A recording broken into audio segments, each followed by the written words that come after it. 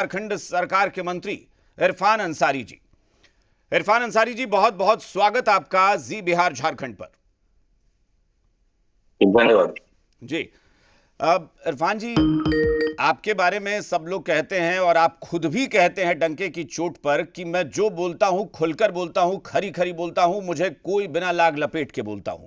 लेकिन बड़ी बात यह है कि आपकी बातें जो बिना लाग लपेट के आप बोलते हैं वो रास नहीं आती बहुत सारे लोगों को, या फिर कई बार ये लगता है कि आप कुछ ऐसा बोल रहे हैं जो हो ही नहीं सकता। आपने कह दिया कि कानून लागू नहीं होने देंगे प्रदेश में। नहीं, देखिए ऐसी बात नहीं है। जब भी संविधान पर हमला हुआ है, हम्म। हम लोग आगे आए हैं और जो मैं कहता हूँ बिल्कुल सच बोलता हूँ। हम्म। वैसे लोगों को मेरी बात पसंद नहीं आती जो लोगों के खिलाफ है। हम्म। कोई जलस जलस में लोग मेरी बातों को पसंद नहीं करते, लेकिन आवाम मेरी बात को पसंद करती हम्म। है। जो डिबेट आप चला रहे हैं वक्त बिल संशोधन, निश्चित तौर पर मैं कहना चाहता हूँ भारतीय जनता पार्टी ये राज्य के एक वर्ग को, देश के एक वर्ग को नीचा दिखाने का काम, संविधान को तोड़ने का काम, भाईचारगी को तोड़ने का काम। आज आप देखिए, आपने सीए लाया, हम लोग बर्दाश्त किए। एनआरसी आपने लाया, हम लोग बर्दाश्त किए। 3 तलाक आपने लाया, बेवजह मीडिया में आपको में भारी आक्रोश था, हम लोग सह लिए। अयोध्या में जो कांड हुआ, हम लोगों ने कोर्ट का फैसला माना, हमारी मस्जिद को शहीद कर दिया गया, हम लोगों ने उस फैसले को भी माना। लेकिन वक्त बोर्ड संशोधन जो बिल आप लाए, आपको क्या लगा कि हम लोग क्या राजनीति करते हैं, चूड़ी पर राजनीति करते हैं क्या? आप समाज को तोड़ दीजिएगा। आप जमीन छीनना चाहते हैं हमारा, जो जमीन हमारे दादा दादा पूर्वजों ने हमें दिया है कि जब ये समाज से मुसीबत में होगा तो वक्त बोर्ड की जमीन को यूज करेगा। और आप क्या कर रहे हैं बेवजह? मैं भारतीय जनता पार्टी को कहना चाहता हूं, आपके चैनल के माध्यम से नरेंद्र मोदी जी को कहना चाहता हूं, मोदी जी,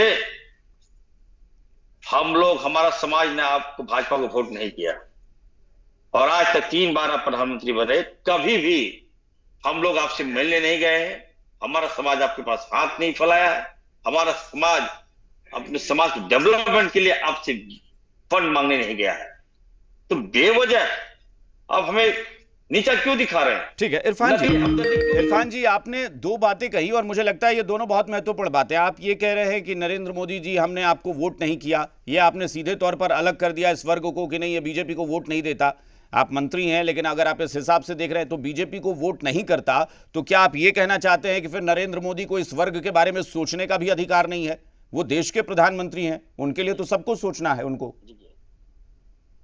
बिल्कुल, मैं तो कह रहा हूं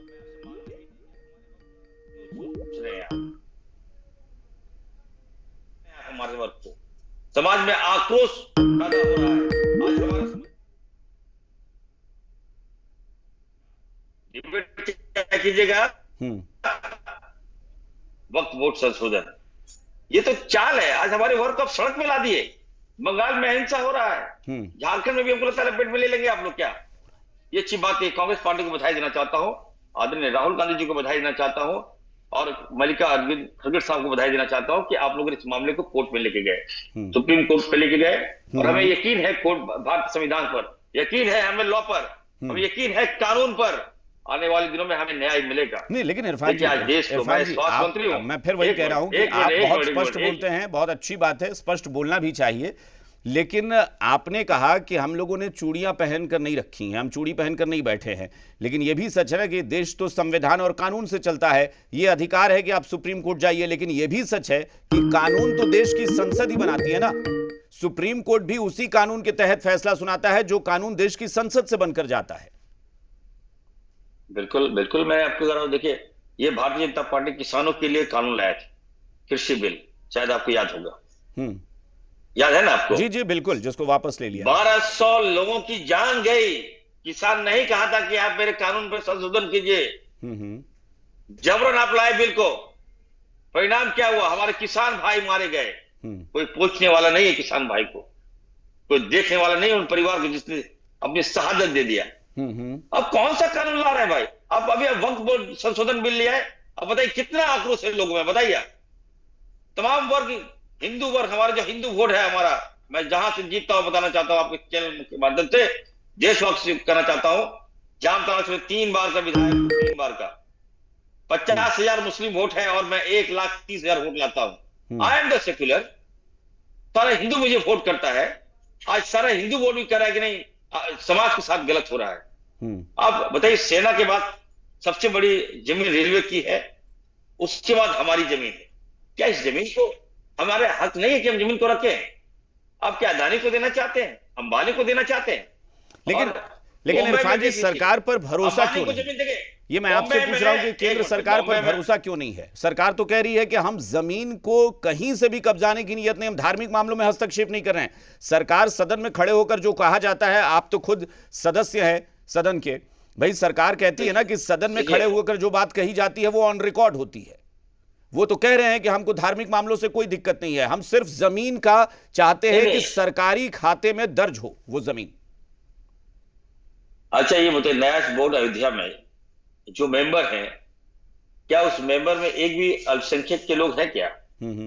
मुस्लिम लोग हैं क्या वहां पर? बताइए, मैं जानना चाहता हूं। वक्फ बोर्ड भी हमारे धार्मिक है और धर्म से जुड़ा हुआ है। नहीं, वक्फ धार्मिक बिल में अगर आप इरफान जी, वक्फ धार्मिक कहाँ है? वो तो वो वक्फ का जो कानून बना ना, जब तो ये 1955 में ही क्लियर हुआ और सदन में क्लियर हुआ। कांग्रेस की सरकार ने कहा कि हाँ, नेहरू जी के समय की ये धार्मिक नहीं है, ये एक ट्रस्ट है। नहीं, कांग्रेस की देन है ये वक्फ बोर्ड। नहीं, कांग्रेस की देन है, लेकिन कांग्रेस ने ही 1955, 1954, 55 में क्लियर किया सदन में कि ये धर्म से लेना देना नहीं है, ये सिर्फ एक ट्रस्ट है जो समाज की सेवा के लिए। आप तो आखिर दिया कौन है जमीन को, मैं जानना चाहता हूं। कौन दिया जमीन को? आपके लोगों ने, जाहिर तौर पर भाजपा ने दे दिया। हमारी जमीन किसके लिए दिया बताइए आप? बिल्कुल आपके लोगों ने, आपके कौम के लोगों ने दिया है। हमारे समाज के लिए दिया। तो आप कौन होते हैं? आप कौन होते हैं एग्रीमेंट में छेड़छाड़ करने वाले? हम आपको बोलने के लिए गए हैं क्या? आज हमारे देश में देखिए, मैं एक स्वास्थ्य मंत्री हूं, मुझे मेडिकल कॉलेज की आवश्यकता है, नहीं देंगे ये लोग। इंजीनियरिंग कॉलेज की आवश्यकता है, नहीं देंगे। इंडस्ट्री लगाने की आवश्यकता है, नहीं देंगे। आप जबरदस्ती हमारे सहानुभूति के साथ खेल रहे हैं।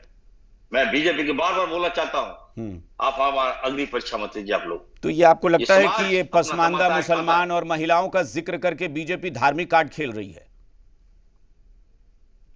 अरे भाई, तो मुद्दा कहां है? हमें तो डिवाइड एंड रूल, मैं तो ये कर रहा हूं, मैं जो रीड कर रहा हूं, मैं जो पढ़ रहा हूं, हमें लगता है कि अंग्रेज तो ठीक था, भाजपा से अच्छा अंग्रेज था हमारा, कम से कम सीने में गोली मारता था। ये तो लगता है कि समाज को बर्बाद कर रहा है, हमारा नस्ल बर्बाद कर देगा भाजपा। ये ठीक नहीं है। अंग्रेज के साथ दलाली किया इन लोगों ने। आपको इतिहास नहीं मालूम है। हमारे दादा परदादा पूर्वज, आप चले आइए मेरे गांव आइए, अंग्रेजों ने गोलियों से भून दिया उन लोगों को, फिर भी उन लोगों ने घुटने नहीं टेके अंग्रेजों के सामने। उन्होंने कहा कि नहीं, इनकलाब जिंदाबाद, हमें हमारा हिंदुस्तान प्यारा है, हमें हमारा वतन प्यारा। बिल्कुल। और उस हिंदुस्तान के बारे में बताइए, आज हमारे आस्था पर, हमारे विश्वास पर ठेस पहुंचा रहा है ये लोग। क्या दर्द नहीं होता है? भाजपा का बता दिए, पूरे भाजपा का इतिहास बताइए। आरएसएस के लोग से पूछना चाहता हूं, आजादी एक भी लोग इनके शहीद हुए हैं क्या? नकली देशभक्त है लोग। झंडा आरएसएस जो, और क्या नाम है वहां जहां झंडा आरएसएस का जो कैंप है, नागपुर में जी, वहां पर आज तक, नागपुर जहां आरएसएस का हेड ऑफिस है, आज तक वहां तिरंगा नहीं फहराया गया। आप नकली देशभक्त हमें बांटना चाहते हैं। मैंने कहा यार, हमें रंगों में मत बांटो, हमें एक तिरंगा रहने दो, उसी के नीचे हमें रहने दो। आपस में मत लड़ाओ, मत बांटो। आने वाला दिन हमें लगता है कि यही हाल रहा तो देश जो है विभाजन के कगार पर चला जाएगा। ठीक है इरफान जी, मैं मानता हूं, आपने कहा कि आपके समाज में नाराजगी है, आपने कहा कि आपको नाराजगी है और सरकार हस्तक्षेप कर रही है आपके मामलों में। लेकिन अब मैं आता हूं उस चीज पर, क्योंकि खुद आप एक बहुत जिम्मेदार पद पर बैठे हुए हैं, आप मंत्री हैं, तो आपको भी संविधान, लोकतांत्रिक व्यवस्था, संसदीय परंपरा, इसकी बखूबी समझ है। विकल्प क्या है? क्योंकि कानून तो बन चुका, राष्ट्रपति ने दस्तखत कर दिया, और ये प्रदेशों को संविधान ने अधिकार ही नहीं दिया है कि प्रदेश तय करे कि कानून लागू होने देंगे या नहीं होने देंगे। महामहिम द्रौपदी मुर्मू जी एक आदिवासी महिला है, और मैं काफी रिस्पेक्ट करता हूँ, रिगार्ड करता हूँ आदिवासी। उनको भारतीय जनता पार्टी के स्क्रिप्ट को पास नहीं करना चाहिए, सोचना चाहिए था, समझना चाहिए इनके साइड परिणाम क्या होंगे, साइड इफेक्ट्स क्या होगा, लोग क्या कर सकते हैं, जानना चाहिए था। जब विरोध हो गया है तो वहां पे स्टॉप कर देना चाहिए। राष्ट्रपति का मतलब होता है न्याय करने वाला। हम लोग कहां गुहार लगाएंगे? भाजपा के पास बहुमत है, लोकसभा में बहुमत है, राज्यसभा में बहुमत है, आपने बिल को पास कर दिया। चलिए, सत्ता का गुमान आपको बहुत ज्यादा है, आपने पास कर दिया। महामहिम से हमें लगा था कि नहीं, हम सबको न्याय मिलेगा, लेकिन महामहिम तुरंत पास कर दी। और हमारे झारखंड में अगर आप चले जाइए, विधानसभा भी यहाँ है, बड़ा लोकतंत्र वहां है, पार्लियामेंट होता है, लेकिन राज्य का विधानसभा झारखंड होता है। झारखंड का विधानसभा हमारा विधानसभा होता है, वो पार्लियामेंट होता है। हम लोग कोई अमेंडमेंट हम लोग पास करते हैं, सदन में क्यों पास करते हैं, तो जाता है गवर्नर साहब के पास। गवर्नर साहब देखते पढ़ते हैं और बिल को वापस कर देते हैं। यही हुआ है झारखंड में। मॉब लिंचिंग का कानून हम लोग बनाए, महामहिम ने वापस कर दिया। तो हमें लगा था कि देश में भी जब द्रौपदी मुर्मू जी राष्ट्रपति है, पार्लियामेंट में कोई कानून बना है, विरोध हो रहा है, सेंटिमेंट टच कर रहा है, जज्बाती है ये फैसले, जज्बाती फैसले हैं, कोई नहीं मानेगा। एक सच्चा कोई मुसलमान नहीं मानेगा इस कानून। आज आप मुसलमानों की जमीन हड़पेंगे, अदानी को देंगे, अंबानी को देंगे। मुंबई में अंबानी का जो जमीन है वक्फ बोर्ड की जमीन, उस पर उनका आलीशान महल बना के रखा है। ये तरीका ठीक नहीं है। इरफान जी, गरीब हो सकते हैं। इरफान जी, व्यक्तिगत तौर पर मैं कह सकता हूं कि हाँ भाई, मैं व्यक्तिगत तौर पर इरफान अंसारी जी की भावनाओं की, उनकी कद्र करता हूं, उनके इमोशंस की कद्र करता हूं, लेकिन देश तो नियम, परंपरा, कानून, संविधान, लोकतांत्रिक व्यवस्थाओं से चलता है। मैं फिर कह रहा हूं कि आप एक मंत्री हैं, जब ये व्यवस्था दी ही नहीं गई इस संविधान में, तो फिर एक मंत्री होकर आप ये कह रहे हैं कि हम प्रदेश में लागू नहीं करने देंगे इस कानून को, ये संभव ही नहीं है ना, क्योंकि तो अधिकार है ही नहीं प्रदेश के पास। नहीं, देखिए, आज आप देखिए, हमारा जो बॉर्डर सटा हुआ बंगाल से सटा हुआ, बंगाल की मुख्यमंत्री कौन है? ममता दी। ठीक है, वो तृणमूल है, हम कांग्रेस पार्टी से। लेकिन आप चले जाइए बंगाल में भी काफी आक्रोश है। वहां की मुख्यमंत्री ने साफ कर दिया है कि मैं इस लॉ को यहां पे इंप्लीमेंट नहीं कर सकता। इस लॉ को लागू होने से कानून व्यवस्था बिगड़ेगा। ठीक उसी प्रकार हमारे माननीय मुख्यमंत्री जी ने सदन में कहा, हेमंत सोरेन जी ने सदन में कहा कि बिल को हम नहीं लाएंगे। नहीं, आज झारखंड मुक्ति मोर्चा ने महाधिवेशन में इसके खिलाफ प्रस्ताव भी पारित किया है। यह भी सच है कि प्रस्ताव इसके खिलाफ पारित हुआ है। देखिए, झारखंड मुक्ति मोर्चा ने प्रस्ताव पारित किया, लेकिन आप कांग्रेस के अधिवेशन में भी ये प्रस्ताव आया था। आपको पता होना चाहिए, राहुल गांधी जी और खड़गे साहब ने खुले मन से कहा ये भाजपा जो है वर्गों को टारगेट करना चालू कर दिया है, एक वर्ग को निशाना बना रहा। देश में आजादी में भूमिका मुसलमानों की रही है। हमारे हजार उलेमाओं ने कुर्बानियां दी, फांसी में चढ़ा दिया अंग्रेजों ने। सुप्रीम कोर्ट के अलावा कोई विकल्प भी तो नहीं है ना आपके पास इरफान जी? सुप्रीम कोर्ट के अलावा कोई विकल्प नहीं है, और सुप्रीम कोर्ट अगर फैसला सुना देता है तो उसके बाद जो फैसला सुना है उसके बाद ही उस पर कोई विचार होगा। यह भी तय है ना कि सुप्रीम कोर्ट उन्हीं व्यवस्थाओं के तहत चलता है जो कानून संसद बनाकर भेजती है। मैं एक बात कर रहा हूं, देखिए, हमारे स्टेट में, हमारे झारखंड में जी टीवी देखने वाले बहुत लोग हैं, और ये चैनल जो है लोगों तक पहुंचता है। मैं आपसे मांग करता हूं, मैं आपसे रिक्वेस्ट करता हूं, मैं आपसे विनती करता हूं जी कि आपकी भी जवाबदेही बनती है कि आप भी कम से कम आप मीडिया भी सपोर्ट करें। बिल्कुल इरफान जी, अगर आपने बयान दिया और उस पर आज मैं आपके साथ बैठकर एक्सक्लूसिव चर्चा कर रहा हूं, इसीलिए क्योंकि आपकी बात का सम्मान करता हूं, इसीलिए हम चर्चा कर रहे हैं आपसे। बिल्कुल, मैं चाहता हूं कि हमारी बात आप मोदी जी तक पहुंचा दीजिए। ये ना समझे कि उत्तर प्रदेश में लोग सह लेंगे, बिहार में लोग सह लेंगे। बिहार का वो असर होगा, देख लीजिएगा आने वाले दिनों में। मैं जा रहा हूं बिहार, पार्टी अगर अधिकृत करेगी तो मैं बिहार जाऊंगा। और नीतीश जी जो है, मेरे पिताजी फुरकान अंसारी का मैं बेटा हूं, याद रखिएगा, जिसके कारण मैं यहां हूं। 32 साल जामताड़ा की सेवा किए, सांसद रहे, मिनिस्टर भी रहे। कभी भी उन्होंने किसी के सामने झुके नहीं। वो मैं उन्हीं का बेटा हूं। बिहार में जब फुरकान साहब और नीतीश कुमार एक ही घर के आसपास रहते थे, तो मैं नीतीश जी को जानता हूं। नीतीश जी कहते थे फुरकान भाई, हमको अंसारी लोग बहुत मदद किया है, हमको यहाँ तक पहुंचाया है फुरकान भाई। मैं छोटा था, बच्चा था उस समय, विधायक से लेके सांसद, सांसद से लेके मंत्री, मंत्री से लेके मुख्यमंत्री आपको किसी ने बनाया तो हमारे कौम ने बनाया, और आपने उस कौम के साथ हाँ, गद्दारी लेकिन किया, इरफान जी, छूरा इरफान जी, इरफान जी, आपने मैं हो गया। फिर वही कहूंगा कि सारी बातों के बीच में मुद्दा यही है कि इस देश में किसी की भी सरकार रही हो, कांग्रेस रही हो, संयुक्त मोर्चा की सरकार रही हो, बीजेपी की सरकार रही हो, एनडीए की सरकार रही हो, कानून पास होता है बहुमत से, जिसके पास बहुमत है वो पास करा रहा है।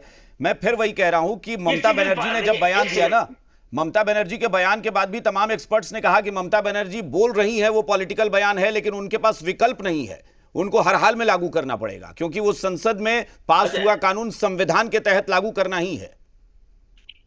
ब्रदर, आपने जो बातें कहा कि कानून पास हो गया, कृषि कानून भी तो पास हुआ था, मोदी जी क्यों बैक हुए, मैं जानना चाहता हूं, आपसे कोई पूछ रहा हूं, बताइए ना। हाँ, नहीं तो वो तो सरकार खुद ही बैक हो गई ना। नहीं, क्यों क्यों क्यों झुकी सरकार, क्यों झुक गई?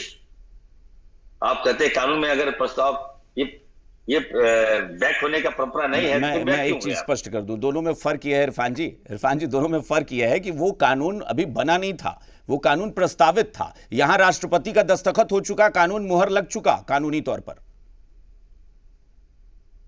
देखिए, हम लोग कोर्ट गए, हम लोग सुप्रीम कोर्ट गए, और हमें यकीन है देश के संविधान पर, हमें यकीन है देश के कानून पर, और हमें न्याय मिलेगा। और मैं इतना जरूर कहूंगा कि किसी की भावनाओं के साथ मत खेलिए। अभी तो भारतीय जनता पार्टी की सरकार है, और कितना दिल दीजिएगा हम लोग को रहने दीजिए हमारे हाल में, हम कमाते खाते हैं, ठीक है, हम छोटी जाति के लोग जरूर हैं। आज समाज में आप देख लीजिएगा एकदम निम्न स्तर के में हम लोग हो गए, हमारा हक छीन लिया, या 18 साल भाजपा ने राज किया, सारा हक छीन लिया हमारा, फिर भी हम लोग कमजोर नहीं, हम लोग कमा लेते हैं, खा लेते हैं, ऊपर वाले ने दिमाग दिया है हम लोग को। हम झुकेंगे नहीं कभी किसी के सामने, हम हाथ नहीं फैलाएंगे किसी के सामने। जब मैं आपसे मांगने नहीं गया हूं तो आप हमारे नकली हमदर्दी मत बने मोदी जी, मैं कहना चाहता हूं। मोदी जी सुन लीजिए, आप भी संविधान की कुर्सी पर बैठे हुए हैं, तो मैं भी एक संवैधानिक पद पर बैठा हुआ हूं। आप शपथ लेते हैं, जब प्रधानमंत्री बने थे तो शपथ पढ़े थे मोदी जी कि अब देश में किसी भी तरह भेदभाव नहीं करेंगे, आपसी भाईचारे को मजबूत करेंगे, देश के संविधान की रक्षा करेंगे, इसकी शपथ आप लिए। और आप क्या कर रहे हैं? जबरन पे जबरन, जलील पे जलील, कितना लोग बर्दाश्त करेगा? क्या आपके पास और विकल्प नहीं है क्या? आप महंगाई की मार आप कर दिए हैं, गैस के दाम, पेट्रोल के दाम, डीजल के दाम आप बढ़ा रहे हैं, और दूसरी तरह आप डिबेट में ला रहे हैं। मैं जी न्यूज को बोलूंगा कि आप जो डिबेट में मुझे लाए हैं, अगली बार डिबेट कीजिए महंगाई पर, डिबेट कीजिए कि नहीं, वो करता भी हूँ इरफान जी, अगर आप देखते हो तो हम लोग चर्चा करते हैं, और ममता बनर्जी ने बयान दिया था तब भी हम चर्चा किए, आपने बयान दिया तब भी हम चर्चा कर रहे हैं, हम सबको सुनते हैं, सबकी बात रखते हैं कि भाई ये सच्चाई है। लेकिन मैं फिर वही कहूंगा, सुप्रीम कोर्ट में जाना आपका कानूनी और संवैधानिक दोनों अधिकार है, लेकिन अगर सुप्रीम कोर्ट से कुछ फैसला क्या होता है इस पर तो अभी हम टिप्पणी नहीं कर सकते, लेकिन क्या होगा वो बाद की बात है। फिलहाल प्रदेश के पास ये विकल्प नहीं है, तो फिर क्या करेंगे इरफान अंसारी जी, और झारखंड सरकार का अगला कदम क्या होगा? देखिए, हम लोग किसी भी कीमत पर ये बिल्कुल नहीं माने, ये यूनिवर्सल ट्रूथ याद रखिए। इसके लिए जिस हद तक जाना होगा हम जाएंगे, लेकिन कोई व्यक्ति अपना जमीन नहीं दे सकता, जमीन नहीं ले सकता। आपने जमीन पर हमला किया है, जिगर पर आपने हमला कर दिया, जिगर पर, तो जिगर ही नहीं बचेगा तो हम क्या करेंगे? फिर से मैं हाथ जोड़कर विनती करूंगा, I belong from Congress party से सीख लीजिए कि how to organise all the communities, कैसे आगे बढ़ना है। चलिए इरफान जी, आखिरी बात, आखिरी सवाल आपसे कि आपने एक बयान जो दिया उसमें यह भी कहा कि सड़कों पर विस्फोटक स्थिति बनने वाली है, तो कहीं ऐसा ना हो कि आपके विरोधी इसको मुद्दा बना दें कि प्रदेश सरकार के मंत्री जो हैं वो लोगों को भड़का रहे हैं या धमकी दे रहे हैं कि सड़क पर हम बवाल करेंगे, क्योंकि आपने शब्द यूज किया कि, और ये बयान आने शुरू हो गए, बीजेपी कह रही है कि संघीय ढांचे पर प्रहार कर रहे हैं इरफान अंसारी। नहीं, आप नहीं जानते। मैंने कहा है कि अब संवैधानिक तरीके से विरोध होगा। हम संविधान को मानने वाले हैं। आज बाबा भीमराव अम्बेडकर साहब की जयंती है, 138वीं जयंती है, हम लोग धूमधाम से मनाए। अगर बाबा भीमराव अम्बेडकर साहब का कानून नहीं होता, संविधान नहीं होता, तो आप मुझे इस डिबेट पे नहीं शामिल करते, मुझे नहीं बुलाते, ना मैं MP ना MLA बनता मैं, ना मंत्री बनता। ऐसी कोई बात नहीं। हमारे पे अगर कोई मारेगा हमको, तो अभी से हम बचाव करेंगे। सड़क पे उतरना मेरा मौलिक अधिकार है, लेकिन हम विरोध करेंगे, बंदूक से फायरिंग नहीं करेंगे हम। हाँ, तो लोकतंत्र के जो लोकतंत्र व्यवस्था में जो विरोध होता है, हम वो विरोध करेंगे और लोग हमारे साथ होंगे। चलिए, और लोग, हम जा रहे हैं तो हमसे लोग यही पूछ रहे हैं, आप क्या कर रहे हैं मंत्री जी, इतना बड़ा हमला कर दिया, आप क्या कर रहे हो? मैं समझा रहा हूं लोगों को, यार कानून हाथ में नहीं लेना है। कांग्रेस पार्टी कोर्ट गई है, राहुल जी कोर्ट गए हैं हमारा, और हमें यकीन है सुप्रीम कोर्ट की जजमेंट पर जजमेंट आएगा। यहाँ के लोगों की भावनाओं के साथ हमारा जजमेंट जो है, हमें यकीन है। चलिए, तो यानी आप अपने बयान पर कायम हैं कि झारखंड में इस कानून को लागू नहीं होने देना है? किसी कीमत पर देखिए, हम लोग नहीं मानेंगे ना कानून। कानून तो बहुत थोप दिया जाता है, इम्प्लीमेंट कौन करेगा?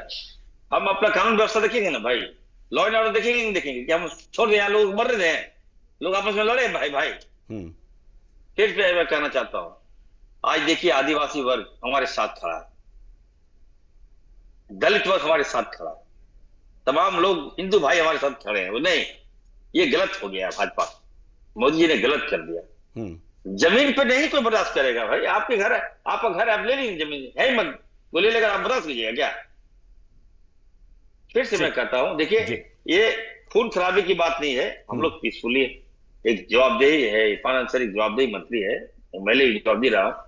हम लोग विचारों में इतनी ताकत है, बातों में इतनी ताकत है, मेरी बोली में लगता है कि गोली चल जाएगा, मेरी मधुर वाणी गोली की वाणी है। तो हम बातों से जीतेंगे, हम प्यार से जीतेंगे देश। चलिए, मतलब लोकतांत्रिक तरीके से आपका विरोध जारी रहेगा, और जाहिर तौर पर उम्मीद भी यही है कि आप एक जिम्मेदार पद पर बैठे हैं। और जब तक भाजपा को मैं घुटने नहीं टेकवा दूं, ये बीजेपी क्या समझ लिया? हम लोग कांग्रेस पार्टी से बिलोंग करते हैं, 70 साल देश को चलाया हम लोगों ने, किसी वर्ग के साथ हम लोगों ने मिसबिहेव नहीं किया, और आप 3 ही बार में गंवड़ा गए। ठीक है, क्या होता है इससे? चलिए इरफान जी, कहूंगा जी जी जी, आप अपनी बात पूरी करें। देश के प्रधानमंत्री जी को कहूंगा, मोदी जी, ये बात सही है कि अल्पसंख्यक समाज आपको वोट नहीं करता है, हमें आपसे कोई उम्मीद नहीं, अच्छाई की उम्मीद नहीं है, तो कम से कम हमारी अहित नहीं कीजिए, हमारा जो हमारे पास है उसको रहने दीजिए, अच्छे से रहने दीजिए।